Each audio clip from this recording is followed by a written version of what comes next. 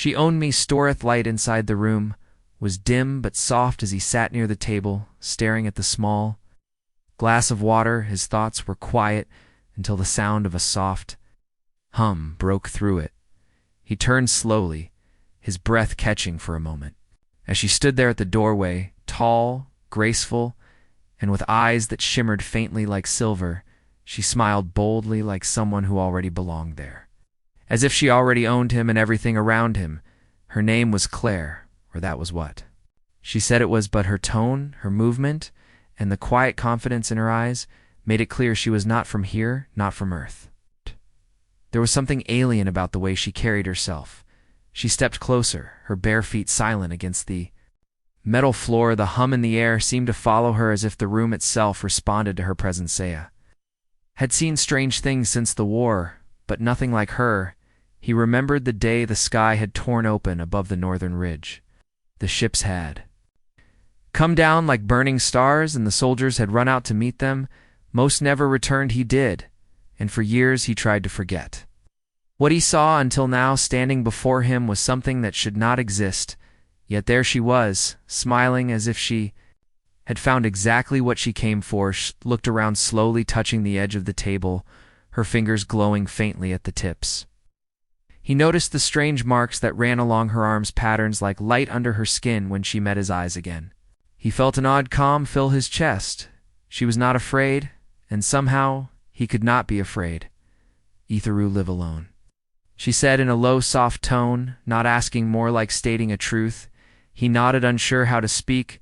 Her voice carried a strange pull, like warmth mixed with command. She moved closer, the scent of cold air following her like she had walked through a winter sky to get her asked where she came from, but she only tilted her head, the same half-smile resting on her lips. I came because of you, she said, and for a second he thought she was teasing him, but the look in her eyes held no humor, only certainty. Like she had crossed stars just to stand there in front of him. Felt a pulse under his skin, something invisible yet heavy. The air around her shimmered faintly. His mind flashed with images he did not understand. Vast blue worlds, strange towers, and the sound of a storm. Echoing through endless metal halls, he stumbled back, clutching the edge of the chair. She reached out, catching his wrist. Her touch was cool, but steady, and the visions stopped just as suddenly as they asked what she wanted, and she said simply, your help. The words were small, but they carried weight. He stared at her, unsure what help he could give to someone who was not human, she explained in short, clear words. Her world was breaking apart. Her people had been watching Earth for decades, and he was chosen because his signal, his old military distress beacon, had reached them. He did not remember ever sending one, but she said his name, his rank, and the date he pressed the beacon during the last day of the war. She should not have known that, but she did, walk to the window, looking out at the empty field behind his house. Stars reflected in her eyes. She said something about a storm coming, not the kind of storm he knew, but something larger, something that would touch both worlds, she said. They had been warned that humans were stronger than they appeared, and she wanted to understand that strength before it was too late. Did not know what to say. He felt the weight of her words, but also the quiet pull of her presence like gravity. Her eyes held both kindness and danger, and when she turned back to him, he realized she was not leaving. She stepped closer and placed her hand against his chest, her fingers tracing the rhythm of his heartbeat. She said it was strange how fragile yet powerful the human body was. She said it fascinated her, wanted to step back, but his body did not listen. Her voice filled the air again. She said she would stay until she understood him fully. She said it as if it was not a request, but a promise. She moved past him, setting her strange silver device on the table, a soft blue light rising from it, forming small, shifting shapes above it. She called it a translator, a bridge between her mind and his. Night went long.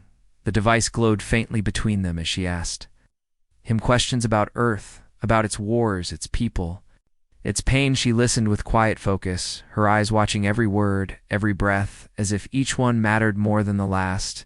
He found himself speaking freely, telling her things I'd never said to anyone before, about fear, about loneliness, about loneliness, about how the war had left him hollow and cold inside. She listened without pity, and somehow that made it easy, Earth. Clock moved slowly, but the air felt alive. He could feel something changing in the room. Every time she spoke, every time she smiled, it was like the walls themselves listened. When he grew quiet, she stood and stepped closer again, her face inches from his. She said softly that she had found what she was searching for, did not understand at first, but when she looked into his eyes, he saw something deeper. Her silver gaze flickered like a storm in motion. She said humans were not just survivors. They were defiant creatures. They burned even when the stars fell around them. She said that was the fire her people had lost, and that he carried it in him without even knowing. She leaned closer, her breath cold against his skin. She said she needed that fire to save her world, and he was the key. She smiled again, that same bold smile that said she already owned the moment, the room, the night, maybe even him. She told him he would come with her soon, not as a soldier, but as something new, something more. Tried to speak, but her hand touched his face, and the world went silent. The hum returned, soft and steady. The air shimmered.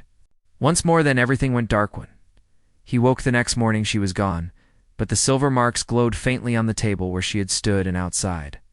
The sky held a strange shimmer, like something vast and hidden had passed through the night, leaving only the memory of her smile and the quiet feeling that he was no longer just a man waiting for peace, but something much more important, something that the stars themselves had chosen.